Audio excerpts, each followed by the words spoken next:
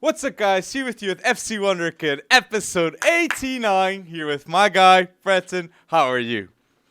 Wow, what an amazing weekend of football. The Bundesliga is back. The Premier League is insane.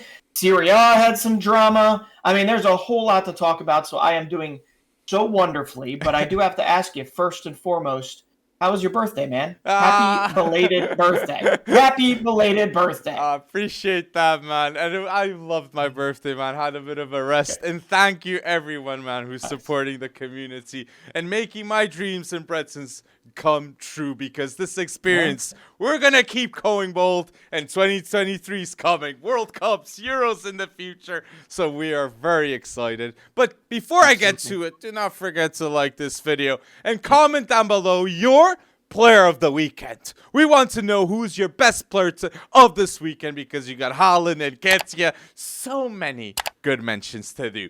But now, Arsenal are 13 games unbeaten in the Premier League. Arteta ball is real, and Eddie Nketiah physically and mentally is ready to turn up. And those 2 goals against United, he was clutch. And Saka, Arsenal Academy, that was the reason Arsenal won that game. So big praise for Edu, Arteta, the Arsenal organization, entrusting the youth. So I want to spoof FC Wonderkid. I'm so happy, man.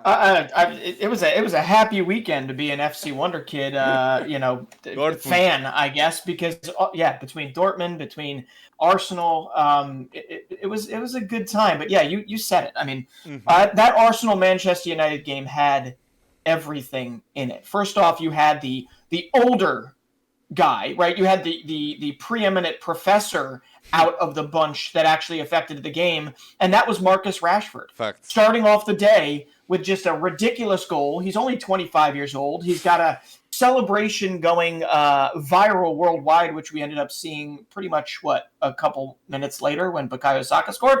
But anyway, we saw Marcus Rashford continue his dominance, and he has literally turned into, post-World Cup, easily one of the most informed players on the planet. Right? Fact. And I'm going to say this, Breton, too. Rashford, the next England national team game, Marcus Rashford must start for England. 9 goals in his last 9 games, and the best player of Man United, next to the levels of a Casemiro. There was no Casemiro too, and I think this match could have been different, but Rashford is persistent, a constant threat, and he's becoming iconic in England, in the Prem too. So let's see, they need to get that extension done of Man United, because I think it's 18 months now in this contract, and 1 year opted, so let's see. I think, but Martinez too. Lisandro Martinez, like what a game from him. If Man United would have gotten that draw, Martinez would definitely be one of the man of the matches. Martinez is with Varane, like no chance for Harry Maguire to start in the big boy games like this Arsenal game too. And Saka, that lost better, okay? Another right back will be coming in the summer, in my opinion. And De Gea should stay at Man United with a lower wage. And they should get another keeper too. But what a game from De Gea too. So what a mention. I mean, I think you hit on pretty much all and I've of got the a positives. question for you. I've got a question, Brett. Yeah. Well, let me just finish my love for Rashford before you ask me this question, because I don't know if it was said yet. He's got 9 goals and 3 assists in his last 9 games, or the 9 games since the World Cup ended. Okay, I mean, this man is cooking. Okay, and it honestly looked as if United. I'm not going to say that they were going to like run away with this game. That was not the case. But it looked like Rashford was going to make his influence on this game kind of uncounterable, if that's even a word, because he just looked so good early on, and then the Bukayo Saka show started. But before this, I mean, Marcus Rashford loves the game against Arsenal.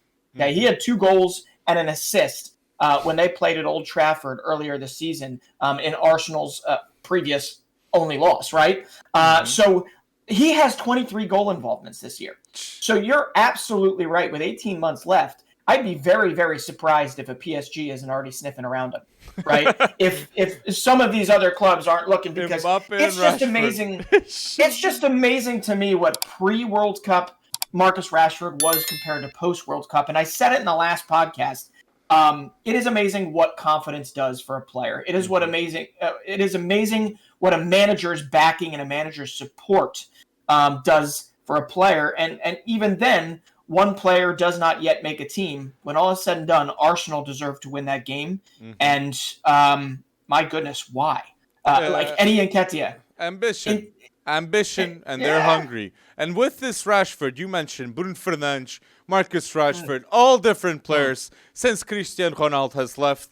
But Man United, Weghorst didn't play badly. They still need a number 9. Has to be mentioned. And I want to say, between these 3 players, Breton, who would you rather go between Victor Osimhen, Gonçalo Ramos, and Harry Kane? Who do you think should be Man United's main focus to get this summer? My goodness. I think the easier... It sounds easy. I mean, we already know Harry Kane is probably looking for this to be his last season as a Spur. He beats Alan Shearer's record if Harry Kane goes to Man United. Yes, I agree. I didn't actually do the math on that, but I would agree that there definitely is a chance there. I think Harry Kane's the easier of the bunch to get done. Will it be expensive? Yes. Will it be, whatever? They're willing to spend, but what you get from Harry Kane is you get a guy that's obviously won the Golden Boot before, right? You get a guy that needs more support than what he's currently getting. I mean, I believe Spurs is the only team in the top 6 that have yet to spend a dime in this transfer market. So I thought... No trust in Conte. Man, exactly. They should definitely get Pedro Porro.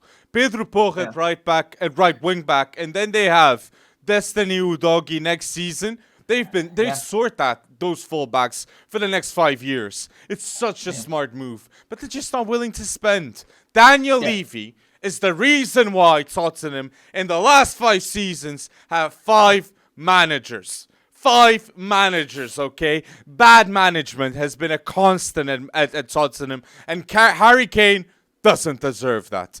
Heung-min Son doesn't deserve that. Lloris doesn't deserve that. So I'm gonna point fingers. Fingers. Jeez. I mean, rightfully so. Rightfully so. As the sum of their parts, they should be much better than they are.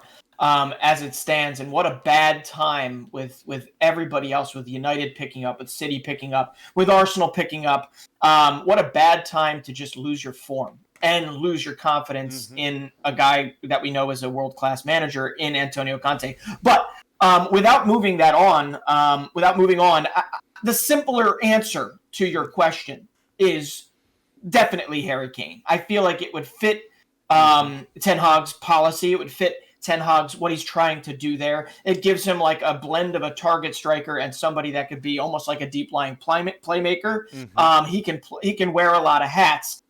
Whereas I think Victor Osimhen, while he is absolutely in ridiculous form right now, he does not provide you all of those types of data points that a Harry Kane does. And Osimhen is very dominant. Like, to say like Osimhen right now is having a better season than Dusan Vlahovic at Juve.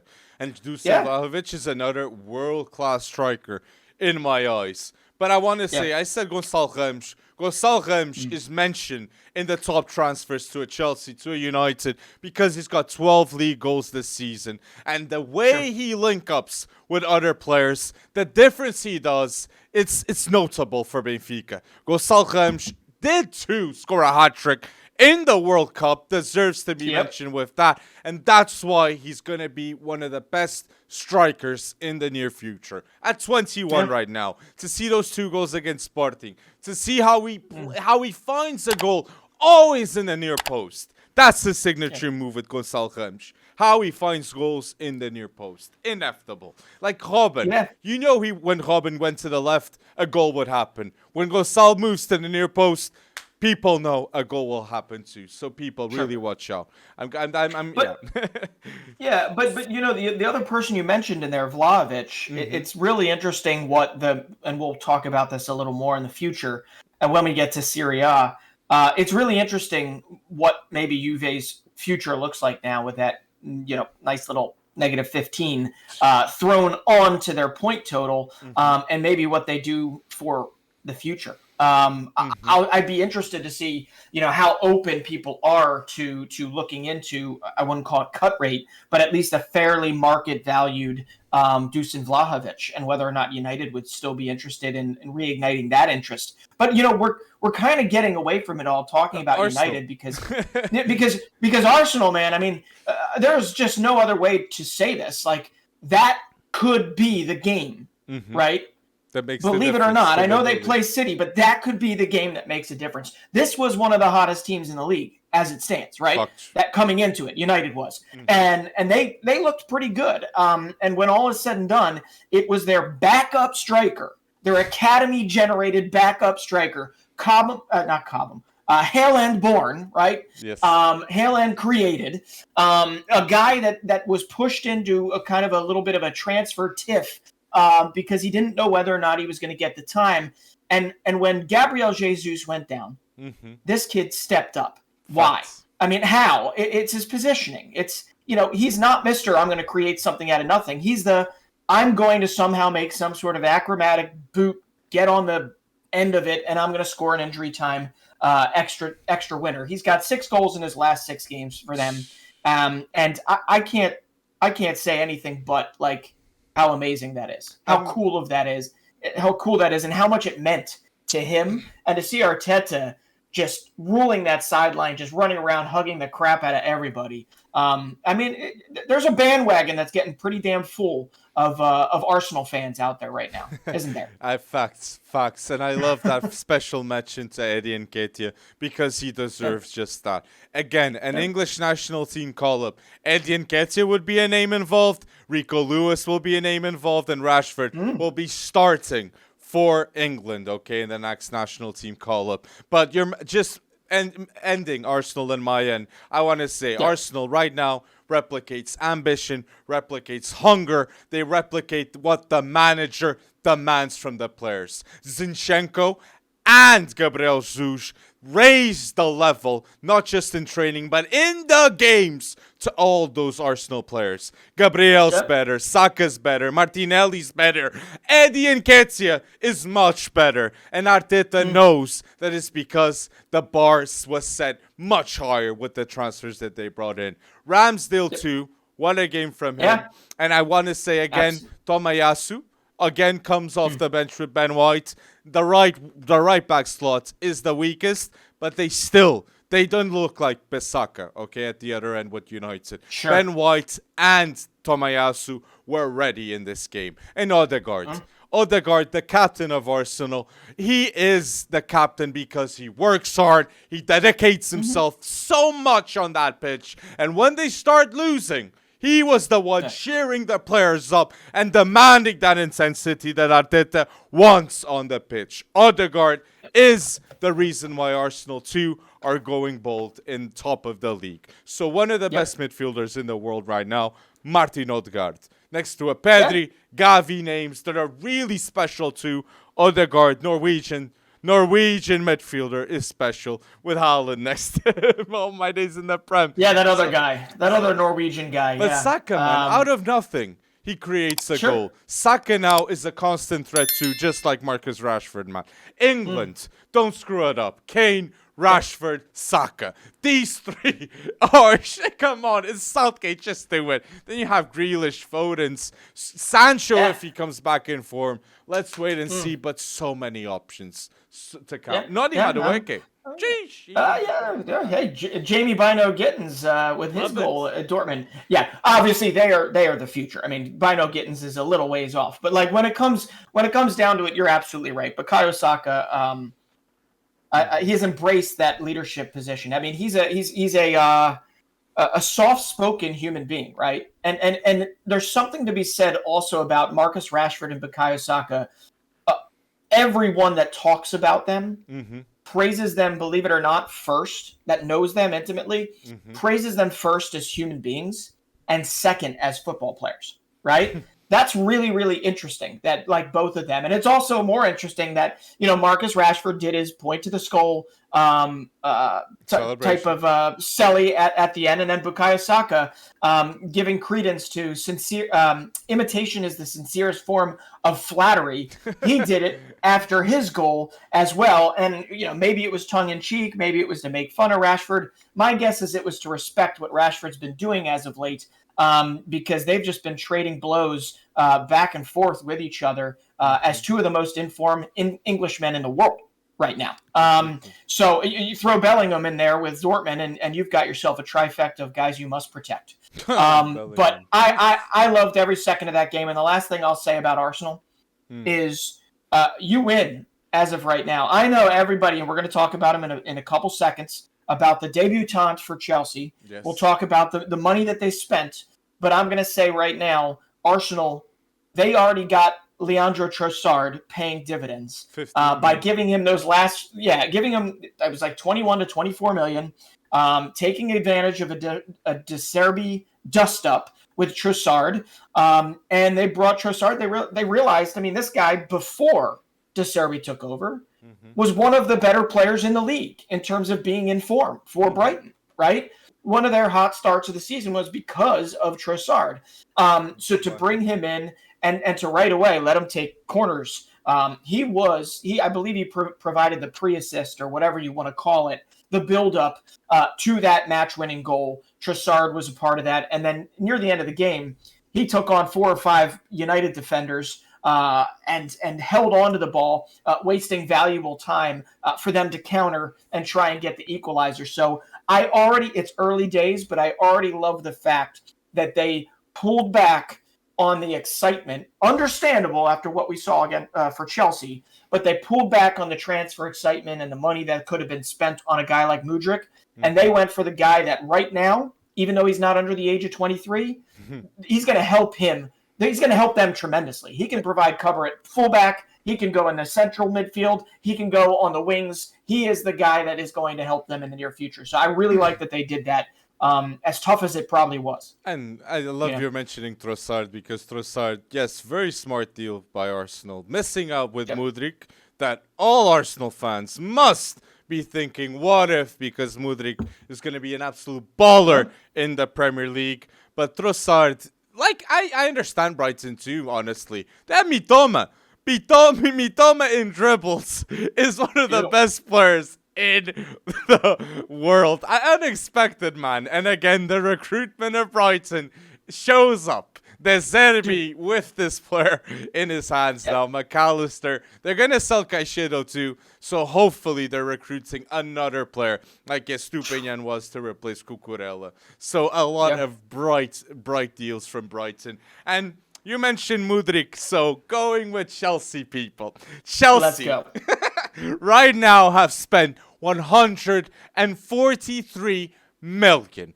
That is, and La Liga, Serie A, Bundesliga, and League One combined have spent 73 million. So Chelsea with 143 million spent with Noni Madueke, João Felix, Manuel Badbashile, Mudryk, so many bold deals. Todd Boehly doesn't care. They're going to be the highest spenders 2 consecutive transfer windows. And that shows the investment. They're going to do everything to win Chelsea. And they're showing that. They're showing that. And I just want to say, Mudryk, and the minutes he played, he showed to be electric. He showed to create a goal out of nothing. Nobody can control that player. And I will say this. He reminded me a bit of Hazard with the dribbling, with the constant deadly threats, and he's so promising. Next to João Felix, I'm so hyped to see. But Mudryk is worth it, man. Because I have this question. Who could Chelsea have signed for left winger that had this type of intensity in January? No one. I think Mudryk was the player, and that's why Arsenal wanted him. Because they got even Trossard right, and they were wanting to spend that money too for Mudryk. So big credit to Chelsea. And Mudryk. agree if you want as direct of a winger as Mudryk is. I agree. The bigger issue I have is it feels like you're just throwing money at a wall, bringing in all these players, and then saying we'll sort it out later. So if you're telling me that Graham Potter has sorted through all of this and has gotten his number one in each shortlist as it stands, then fine, right? But I haven't been able to make sense of it. I don't know anyone else out there that necessarily has been able to say, no, it makes sense. They also brought in these young guys like Omari Hutchinson from Arsenal, thinking that he might actually get an opportunity, who is a bright young winger that could develop into a Mudryk, maybe, I don't know. But when it comes down to it, that guy's probably sitting there going like, the hell did I do this for? Why am I here, right? So you bring in this many people, that's great. But Graham Potter now also needs to be the world's best man manager, because this is a lot of turnover. They also then have to turn around and not look desperate when it comes time to actually sell their players. Because you bring in, Nottingham Forest like numbers, at some point you are going to have an outgoing. Completely. And at this point in time, they don't look like they have much of a bargaining chip when it comes as a team that is going to recoup any real great value from some of the guys that haven't worked out, whether it's Havertz, whether it's Pulisic, whether it's, whoever it is you're looking to let go of. And they've already come out and said they're not selling CP. So that'll be interesting. They need to sell Pulisic. They need to sell Aubameyang. They need to sell Sterling.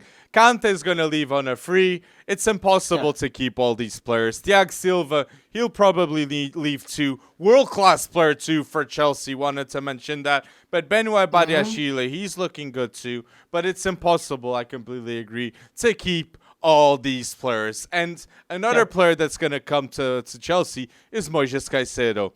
So I think Moises Caicedo, Benoit Badiashile, Mudryk, João Felix on loan. I think they didn't go wrong with these ones. Honestly, João Felix, and if João Felix stays next season for Chelsea, man, like imagine João Felix, Mudryk, and Kunku. Yeah.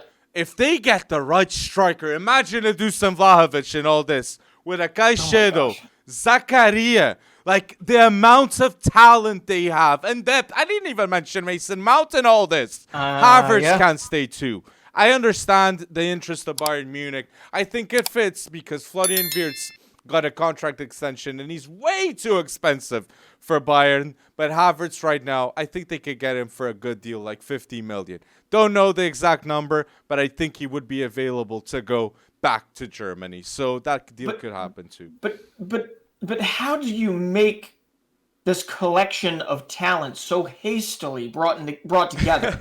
How do you make it into a cohesive Premier League winning squad in any less than 2-3 years time? I mean, Arteta think about what Arteta did it. Yeah, okay. Ten Hag in less time. He built it pretty painstakingly. He didn't have it all flood in at once. They didn't spend. What was the most that they spent in one window? Is it 100 million? Well, they spend like constantly like 100 million. And even when they got like Ben White, Ramsdale, everybody was Lokonga. Right. Like everybody was like, "What? You guys spent that much for those players?" I remember at that time. And now, because of Zinchenko, Gabriel Jesus, all these right ones, I think Chelsea's gonna have that too. It's a rebuild time now.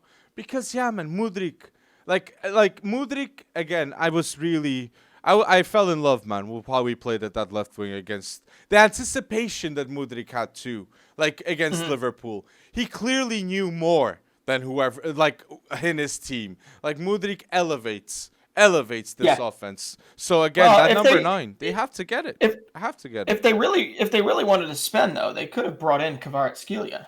Well, that's the one I was thinking about. Napoli won't sell even 100, I think, right now. That's the thing too, because Osimhen, they're gonna get that from Osimhen. But what Todd Bowley wants, Todd Bowley gets. So I'd push back on that a little. No, I'm just 150. saying. Yes, no, I get it. Yeah, but they won the race with Mudryk. Mudryk is a very exciting talent. I've never said no to that. But I will be interested to see how much so he actually takes this by storm. I mean, it was a 8th place team playing a 10th place team as it stands. Liverpool, and Chelsea. It was an injury decimated Liverpool and an injury decimated, for the most part, Chelsea as well, with a whole bunch of new people in there. Right, yeah. And you're right. It was 2 rebuilding squads as it stands. And Chelsea certainly has the talent on their roster as it stands to literally bounce back and maybe put something together. But that would require Graham Potter being a much better man manager than I thought he would have had to have been for Brighton. Brighton was always about getting the most out of the littlest resources being spent. Mm-hmm. Chelsea, very different now. Chelsea, very different. So I am watching this with that, the meme where the guy sits back, he's got the big thing of popcorn, and he's just popping them in his mouth with this excited face on his look. I mean, I'm watching this because I would love to see it kind of pan out. Or it's also really easy to root against this because, And at the other end, you see a team like Liverpool that needs a midfielder so desperately. They just need to go to the transfer. Arthur Mel might be one of the worst transfers we've seen in the club era. Want to mention that. And now, in the last 5 seasons, 5 midfielders were signed for Liverpool. That's the problem. So redeem yourselves, FSG, and get Jude Bellingham. Like, even if Jude Bellingham has to be signed too from Birmingham, get him too for Jude Bellingham to sign for this midfield. Henderson will look better. Even Bajcetic will go bold. Curtis Jones next to Jude Bellingham will go bold. He's the leader that they need. And at Man City, I know Gundogan's leaving, but that Silva's leaving. If Jude Bellingham joins Man City, they're expected to win. But Liverpool need him so much more. And Cody Gakpo's got to play at the wing. At the wing. Don't put him at striker. Darwin, Gakpo, Salah. I know Luis Diaz will come back too. Maybe even slot him in the midfield role. But don't put Gakpo at striker. It will not work out, in my opinion. Yeah. So a lot of things will have to change for Liverpool. I don't see Liverpool spending the money that is probably going to be necessary to land Jude Bellingham. City who's going to get him so for you? Yeah, I mean that's kind of who it comes down to for me, unless United for some reason can actually spend that money in there just to keep him away from Manchester City. Maybe PSG throws a last-ditch effort in there at some point to obviously, I don't know. If I was PSG. But like, I'd get Olise, Vitinha, Verratti. Yeah, Frenchman too. Okay, Frenchman too. I like that. What a great goal! What a great goal the other day for him. Free kick, against United. I honestly don't know where Bellingham's going to wind up, but I just don't see it being Liverpool. I do not see it being Liverpool. Oh man, they need it so desperately. They do, but they've needed it for like the last 5 years. Like they knew going into it that Thiago Alcantara was basically injury prone.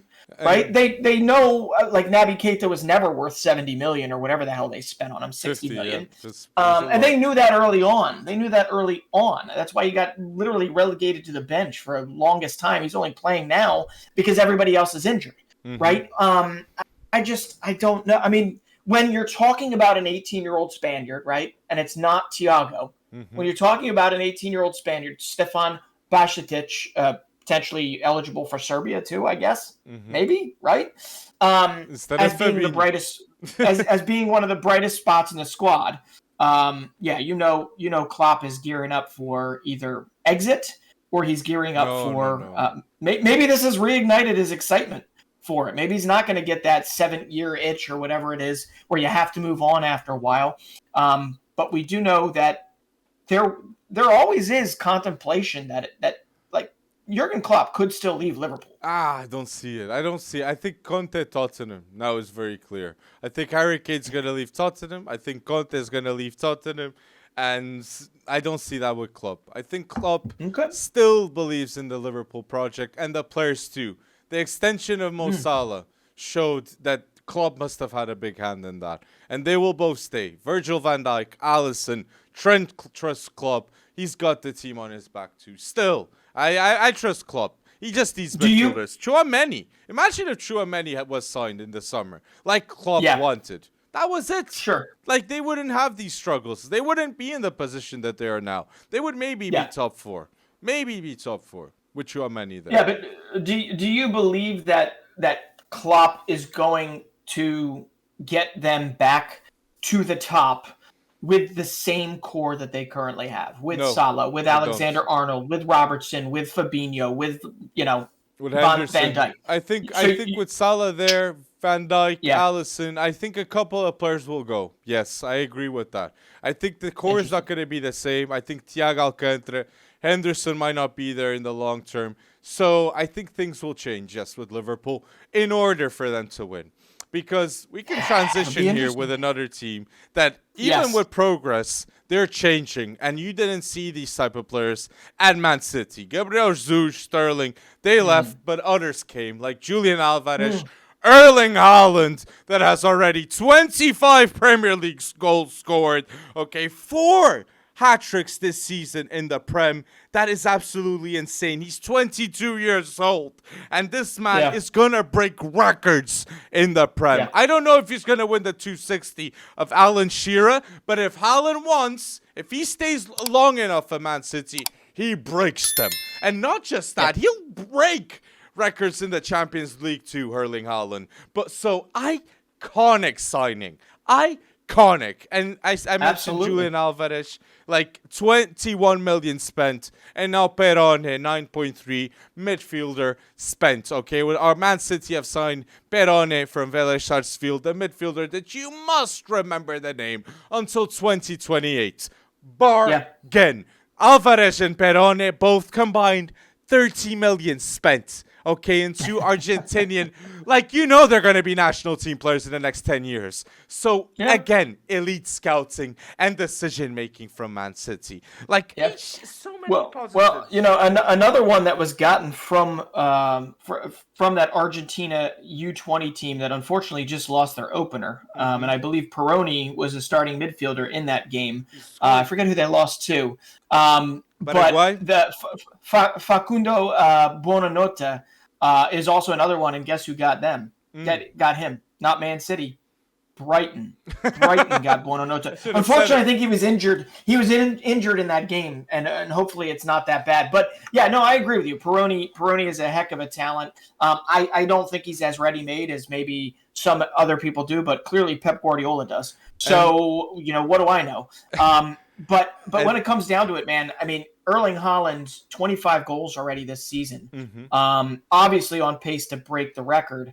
And yet the question still stands. And I'm not saying this just to be bold, but the question still stands. Like, is Manchester City a better team, a more dominant team, because Erling Haaland is in it? Yes, because now they are actually really contenders to win the Champions League, in my opinion. I think long-term they will win the Prem too with Erling Haaland.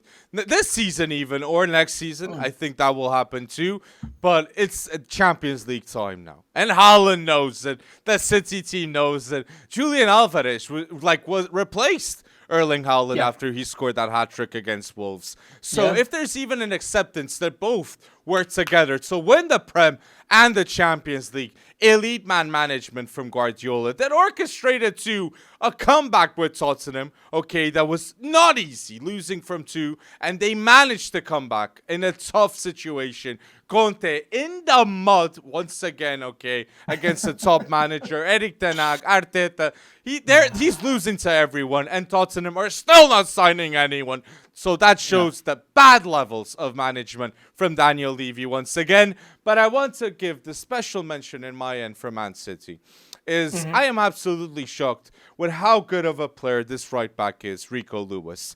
Rico Lewis at 18, the build-up play he does with Man City, the movement, the decision-making of him. He creates goals out of nothing. And that's why Reece James, Rico Lewis, I'm going to say Rico Lewis needs to be called for England. Because, he's, I won't say he's Philip Lahm region, but with Pep Guardiola, he's showing to be one of the best right backs in the world at 18. At 18. Yep. If you watch that Tottenham game, you see how crucial Rico is in the build-up. Going next to Rodri when City have possession. And when they don't, defending-wise, He's insane, Rico Lewis. Anticipating, speed. Like, there's a reason why he starts in this team. So, wanted to say that. Rico Lewis. Playing with a team that has as much confidence as Manchester City. I mean, clearly you can see Rico Lewis has the confidence of a guy that's, a 10-year Premier League vet. And I don't know if that's a product of Guardiola or a product of the players that he plays with and what's demanded of him, and how he is like, one of the last men standing when it comes to the academy having any sort of an effect on this 11. But then you kind of jump on over and you say, well, there's another polished team in the form of Lewis Hall, who's been getting chances because of the injury craziness at fullback for Chelsea, and he hasn't been as good. He hasn't been as tidy, but he can also play midfield. He can also play fullback. And here's what I'm going to say, broader, right? Just a broader observation, which is not really that bold, but it's interesting to think about. Players are so much better younger these days, right? They really, really are. At least from what we've gathered. Maybe it's because we look at players, under the age of 20 more often than not. But come on. Look between Rashford. Wirtz before he got injured. Look at Bellingham. Rashford. But can you name others? Yeah. Right? Odegaard?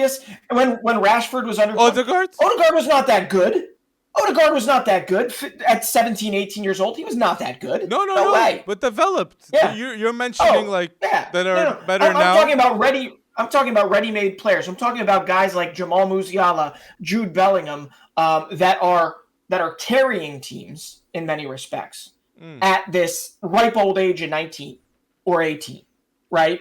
And it's really, really interesting. I feel like there's a golden generation in teen footballers. That's all I'm saying. Footballers, right? I see that. And Rico Lewis is a really, really incredible one to kind of pick out because of such a demanding setup that Pep Guardiola has. And it's very clear he does not just go, let's give the kids in the academy a chance. That is not Pep Guardiola.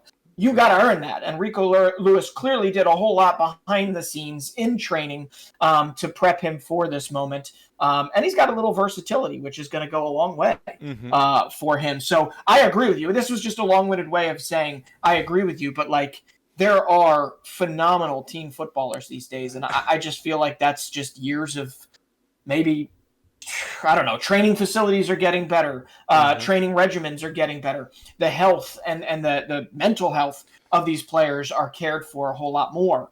There's more opportunities for them all across because, I don't know. That's all I wanted to say. That's the thesis. And after all this, Pep Guardiola, if he leaves Man City, then I don't believe he'll leave Man City until he wins a Champions League. He'll be remembered because Rico Lewis will be a national team player. Phil Foden is already a national team player for England. You'll have many more players inspired by this philosophy that was brought in, champion philosophy of Pep Guardiola, ingrained in Man City's youth too. So big credit to Pep Guardiola. And I agree, if Pep Guardiola had done this at Man United, he would have been credited so much more by the English people, in my opinion. And he's doing it at Man City, and he deserves to be mentioned. 4 Premier League titles in the last 5. That's insane. Pep Guardiola did that. So that's one of the best managers we've ever seen in full display.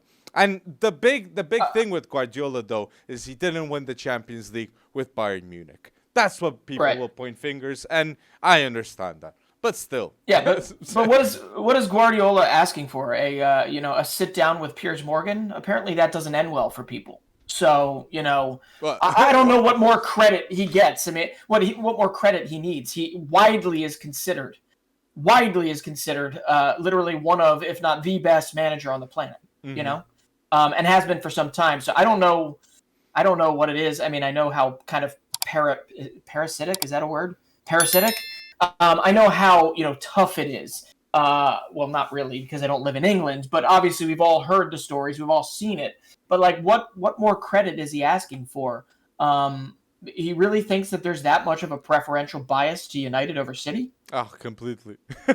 Maybe people are just sick of him winning. At some point, you win so much, you become the enemy, right? You become the everybody gets more credit. I think that happens all across the board. It happened with Barcelona during their tiki-taka With years. Christian. It happened with the Galacticos, especially when they were coming to an end. It happened with Ronaldo. This is just, he's too successful. He just doesn't have that last feather in his cap, which is the Champions League final. So he gets that. He can sail off into the sunset. And it's because of like those substitutes he did in that final against Chelsea, I believe.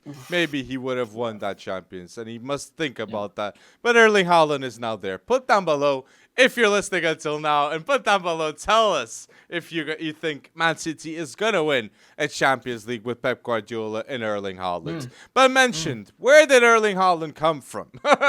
Dortmund. Yeah. And Dortmund are still cooking young talents. Moukoko extension, Gio Reyna, Karim Adeyemi, Jude Bellingham, the leader of the Wonderkids, and a special mention to Jamie Bino Gittins, too. English youngster, Sancho vibes right there. So Dortmund, scouting-wise, once again showing that they know what they do. All these youngsters. What? They do, and a nice little segue into the Bundesliga, because what a wacky, bizarre opening weekend for 2023 in the Bundesliga. I mean, we watched second place Freiburg take it on the chin 6 times. 6 times by Wolfsburg.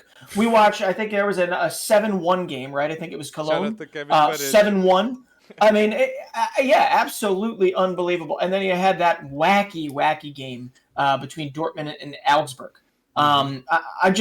You love it. You almost have to love it. Or you have to look at it and say, the Bundesliga has a very far way to go when it comes to, say, world class. But when it comes to that, if you're a neutral and you're watching football for the first time and you sat down and watched any one of those games, you were like, okay, I could get behind this. And Haller but in back, that Wolfsburg, man. Wanted to say Haller back from that Dortmund game. Beautiful.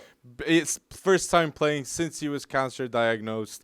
Beating cancer, so it's wonderful to see Haller. Deserves that. And Moukoko now carry Dortmund and get more than 20 Bundesliga goals. I believe that can happen, man. Haaland said it. The most talented player I've seen. 15-year-old at the time. So let's see. but listen, Jude Bellingham in that game, I mean, it just tells you that this kid actually probably has a whole nother level above him. Oh, yeah. Things he did in the ball, turns that he had, the strength that he's definitely gained, the confidence that he's gained from obviously excelling with the English national team during the World Cup. Him alone is worth the eyeballs, right? Him alone is worth watching that team. But I got to also shout out my guy, Giovanni Reyna. Scoring his first goal of 2023 in his first game, scoring it in pretty awesome fashion. A couple minutes after Jamie Bino Gittins scored, Augsburg went down, scored not even 60 seconds later, and then Gio Reyna, not even 90 seconds after that, scored a beautiful volley goal. But with everything going with U.S. soccer right now, I don't know if you heard this, but there's a lot of talk about, parental pressuring and his dad having a high up, whatever, and kind of pressuring Reyna people versus Berhalter. Treatment. Exactly. I don't want to go into the specifics here, yes. But basically what it winds up coming down to is I highly doubt Greg Berhalter stays on. I also highly doubt Gio Reyna is a compromised individual.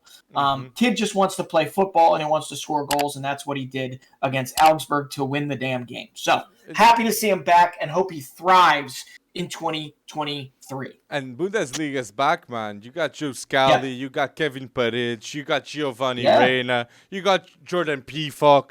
You have then you have Tyler Adams, Musa, that McKennie midfield, like U.S. men's national team. You got to be ready for 2026. And Berhalter ain't the manager for you to win anything, in 2026, in my opinion. No.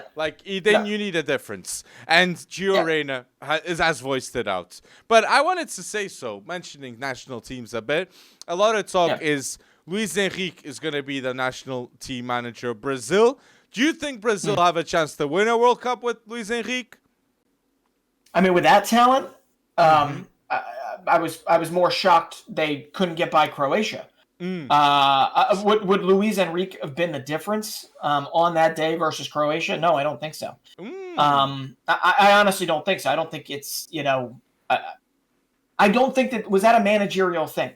No. So you think it's Neymar? You think Brazil with Neymar will never win a World Cup, even with a Luis Enrique? I think a reduction of reliance on Neymar in the future is how you win a World Cup with Brazil. Or you accept Luis Enrique.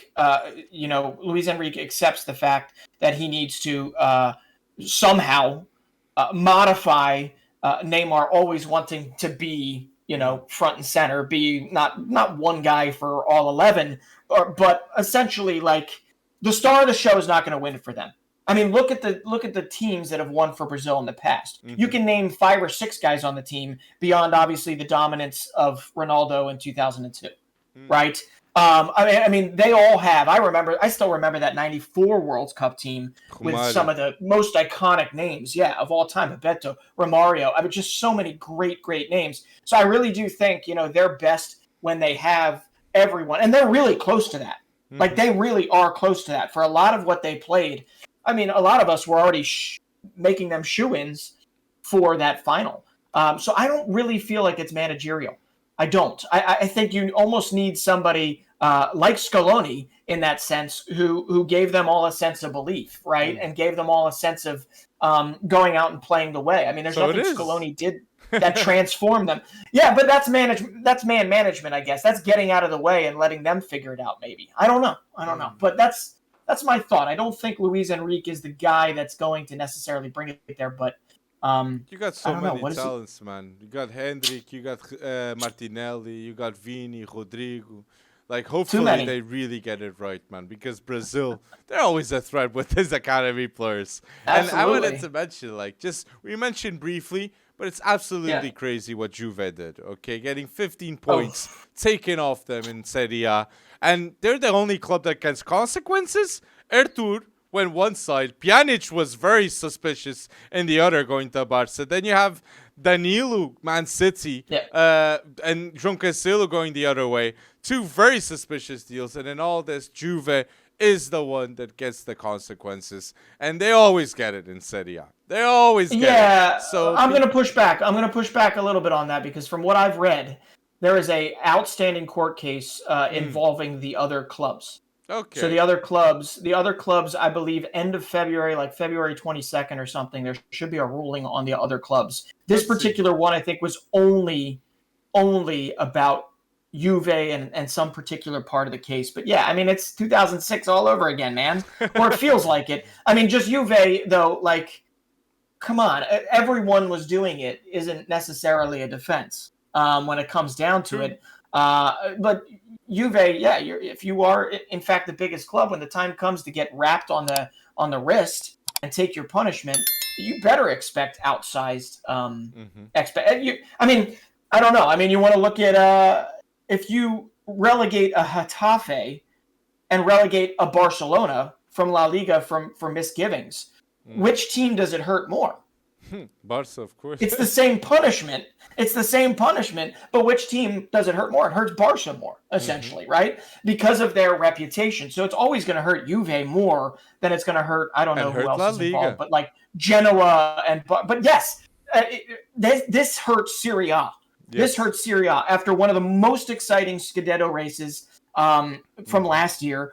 They have to do this. I mean, we saw it. We saw the shot across the bow when Pavel Nedved and pretty much everybody from Juventus stepped down, Agnelli and all them. Paratici can't work in Italy for 2.5 years. He might not even be able to work in football for 2.5 years if UEFA and FIFA decide to actually hold up that type of a punishment for him. But these guys, like, why do you feel the need to in Serie A have to do this? And it just kind of further perpetuates the fact that the Premier League seems to be the world of the haves, and everybody else seems to be the world of the have-nots. I mean, every club is trying to keep up with the Premier League, and none of them can. I mean, just look at the transfer spending over the last month. Not even the last month, the last 22 days, the Premier League has spent like $400 million. Versus the number you mentioned previously, it was like 75 million combined in the other 4 leagues. So it's absolutely insane. So in some respects, you can understand why they push the boundaries, right? And they go into the gray area of ethical activity. But my goodness, like Juve, just my goodness, but here's the added bonus of Juve. And if you want to look at things with a half glass full instead of half glass empty, I'm excited to see Fabio Moretti play. Yes. I'm excited to see Mattia Sule play a little more. I'm excited to see Nicolo Fagioli, and I'm excited to see maybe a little more of Samuel Eiling on the wing. Because Juve, they just need to get their crap in order and get somebody that can play by the rules. It's not Juve. Chiesa comes back. I like to see. Yeah, that was awesome. That was awesome. But I'm with you. And here's the thing. You just mentioned it. I agree with you. It does not do Serie A a service. Even if so-and-so is mistreated, if Juve is just so mistreated that we all feel bad for the big bad wannabe Super League club, right? But you know what it keeps us from actually celebrating? Stories like Napoli. Stories like Victor Osimhen. Victor Osimhen leads the Golden Boot race right now in Serie A. He will become, in Serie A's history, the first African footballer ever to win the Golden Boot if he can get it done this season. First.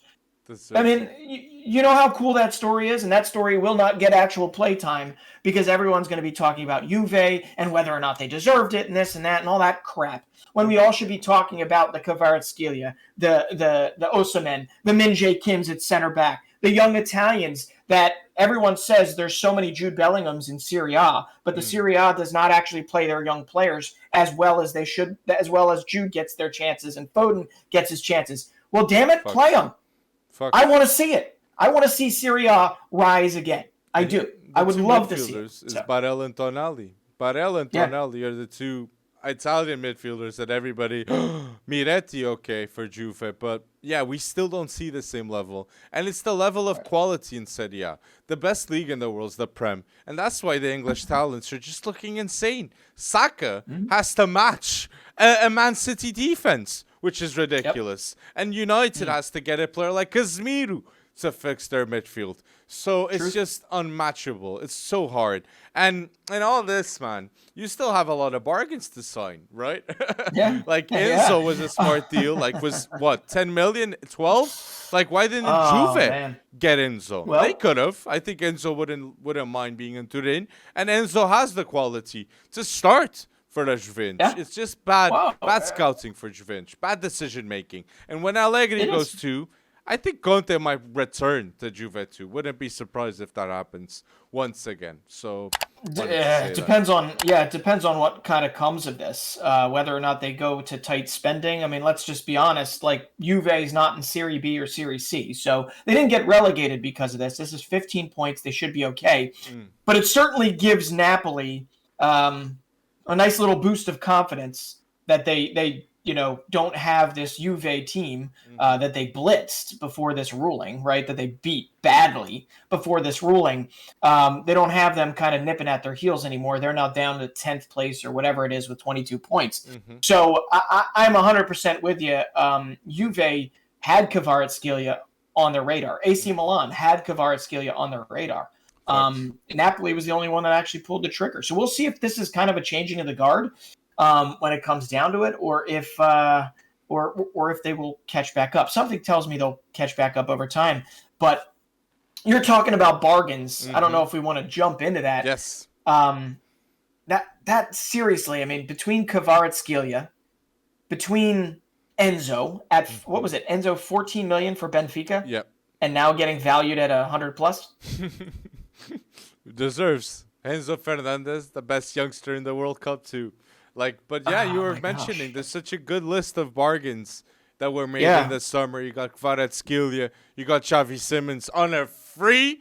Oh my days, Enzo Fernandez. You got so many smart deals from these teams. Boubacar Kamara could have been had by any team. You know what team won him?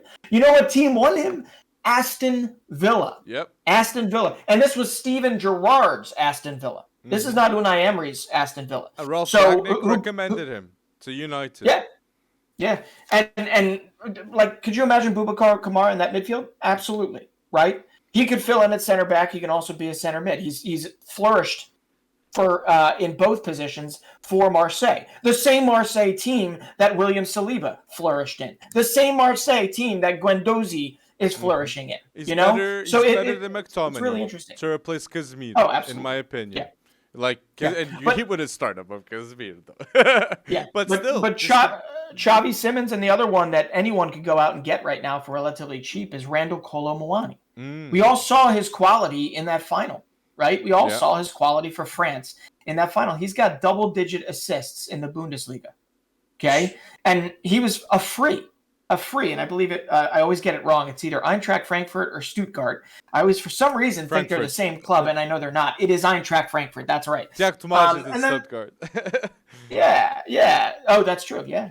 He's doing okay, right? Yeah, but it's still a decision if they're gonna pay 15 million, I think. But I'd pay. I'd pay. Stuttgart don't usually have one of the best young strikers out there. Werner left early back in the day. Just remember that. True. Yeah, and Joshua Kimmich, as you mentioned. Yeah. But the last one I'd mentioned that's not U23, but you mentioned him earlier, and it's just part and parcel of such a great transfer policy that we always tout. This might be the feather in their cap, though, and that's Kaoru Matoma, right? He was signed for $2.5 million. $2.5 million. You know, he's gonna go for 10 times plus that easily. And that's before you even factor the sale of Caicedo, and before you even factor in the future sale of an Alexis McAllister. Yeah, it's absolutely unreal how they hit that. And everyone, there were a lot of people that passed on him. And now Evan Ferguson. Irish national team striker, right there. No Trey Parrott, no Adamida. That's the man that's going to be the future of Ireland. Next Robbie Keane in the making. That's you. Yeah, man. The first Irish striker to maybe... I think he needs to call up Robbie Keane and ask if he can adopt his celebration. Oh, I love it.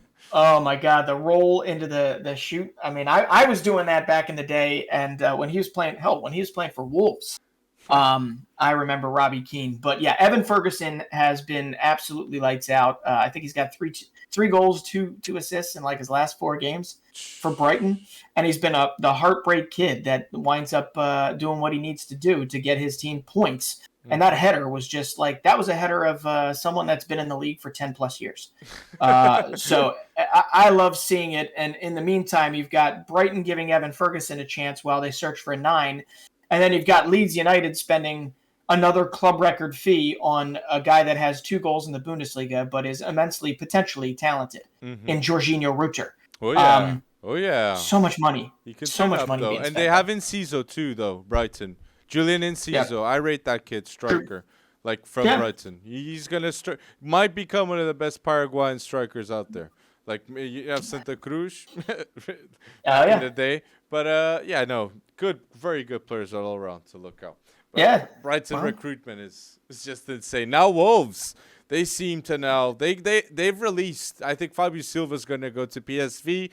Gonçalves is on loan now to Benfica. So Julian Lopetegui is doing a lot of moves in that team, and Pablo Sarabia now has joined. And who is the midfielder? Medina, the midfielder from Southampton. Mario Lamina.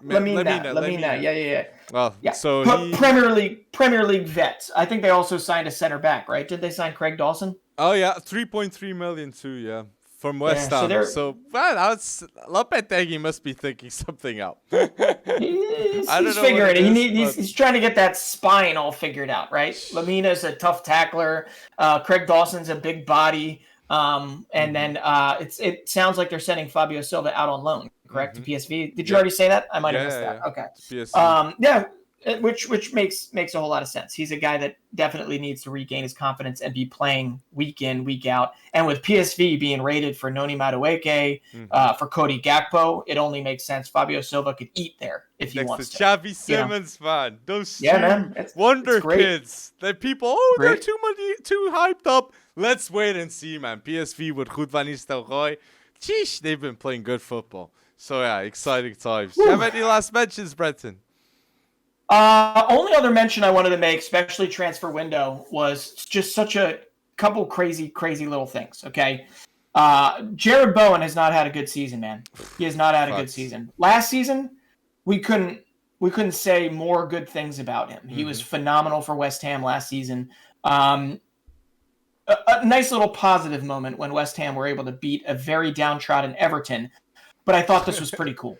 In the morning of the game, okay, he found out that that his wife was pregnant with twins. Okay, Nice. and then what did he score? What did he score against Everton?